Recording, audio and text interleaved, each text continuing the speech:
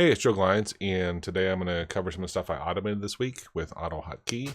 And to start off, in Sight, you can come in here and highlight some stuff and hit edit and copy as RTF. And then if you're in like an email or a Gmail and you paste, it'll paste the RTF version of it. And I really like that. And in Studio, that wasn't a thing. So I worked on this script here, and so I'll explain a little more here in a second. But I thought, hey, there's a COM object for Sight. Why don't I just write a script that will create in the background a COM object of Sight, copy the text I had in Studio, and then paste it into Sight, and then copy RTF and paste it into whatever I want. It'll be on the clipboard in RTF format. Well, the first thing I ran into, which was an interesting learning experience, was it actually wasn't the first thing; it was the last thing I did. I got everything else working fine. This is the COM object, so you can activate Sight if it's open and send a message. So I created a new tab, and then I said, hey, I want that new tab to be set the language to AutoHotkey because it wasn't on mine set to default. Insert. This is where I added the text that was on the clipboard. And then I say select all, and then copy as RTF, and then I could delete it and then close it, but I realized I don't actually have to delete it. But I left that command in there just in case. These are Windows. These are Sight messages, and I think it's called the directory or something. But there are numbers that basically you pass through, and it programmatically cranks it out real quick. And then if quit had been set up above, it'll close it. So here, what happened was when I was doing this, everything went great, and then I found out you can't actually use a COM object create in Sight for AutoHotkey. Finks didn't build that in, so it's just active, which that's meant I had to launch it, and then also when you actually launch it, it doesn't launch minimize, which is a major bummer. And I don't know if I would have done all this because then it's a little distracting, but it still works. So I'm gonna launch the script. I'm in Studio, so I'll just hit my hotkey. Now that's gonna, I don't know if it's gonna be in the screen. Actually, I had Sight open, so it probably did it seamlessly. If Sight's already open, then you don't even notice it. And let's see if I paste this here. So that took, everything I had in there. Let me get rid of the other stuff and just paste. So that brought it all in just like I wanted, right? Seamless. If Sight's not open, then it actually goes. If it doesn't exist, it'll launch it. It'll launch it, but then it sets the value of quit to 1, which means basically I can use this later and say, hey, if quit is here, if quit exists, which basically it means it's a 1 or anything else, then go ahead and quit Sight. And that means that I did that because in here it's nested that it wasn't running, which means I don't want to keep it running. If it was already running, I would just want to close, which it already does, that tab I inserted, and so it's lightning fast. It's funny because I did all this, and then I went to Maescript and I said, hey, is there anything I can do to help tweak some of the stuff? And he's like, well, let me look at Studio itself. And so let me exit my script here. So exit. So now in Studio, if you highlight stuff, let's just do something here and say edit. Now mine, I actually added a hotkey to it. Mine, because I already had Studio installed, it added it at the bottom. If you're starting off from scratch, it'll be up here somewhere. And if you don't have this, then just update Studio. So I can hit Control-Shift-C, and come over here, delete. Now when I paste, now he has it where you can copy the RTF, which is awesome. So I don't even have to bother with all the other stuff. But I thought it was a fun thing for maybe for some of you that if you haven't thought through a process like this, especially with just being able to use a COM object, it was just I didn't realize, I thought like this part, this is Sight, and whether this is COM obj active or create, right, that like this is still the same thing. Well, it turns out that's not the case. Unless that functionality is built into the COM object, you can't just create it without so that was a lesson learned for me of like, wow, I didn't realize that that was independent. I thought once it's there, then AutoHotkey can either activate it or connect to it or whatever you want, right? So so that was a bummer, but again, it was a good learning curve for me.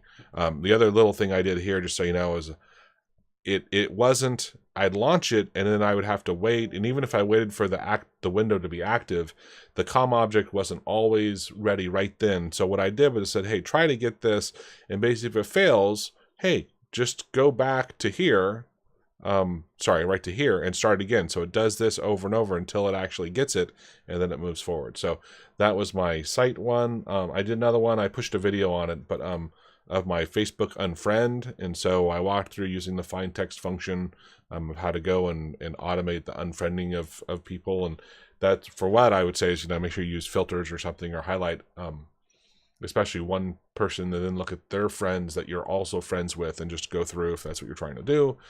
I also made an initialization reading and writing tutorial, so that's also another video I did. But that, if it's great for setting your value, like if you have a script you want to run and then remember where you were in it, or remember a setting you had chosen, any read and write is a really great thing for it.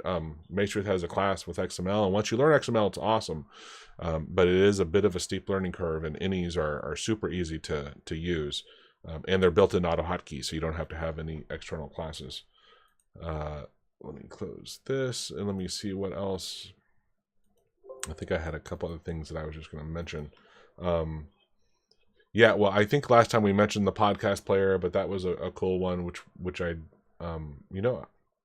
actually, I don't think I made a video on it, but it doesn't matter. It's on, if you're listening to our podcasts, let me go to the site. And honestly, it's just it was a fun thing to demonstrate how you can automate things with AutoHotkey, right? So you go to our Jackie and Maya's podcast, and right here, we talk about this MP3 player. And this, I think, just pulls up the code. Let me copy it so it's easier to read.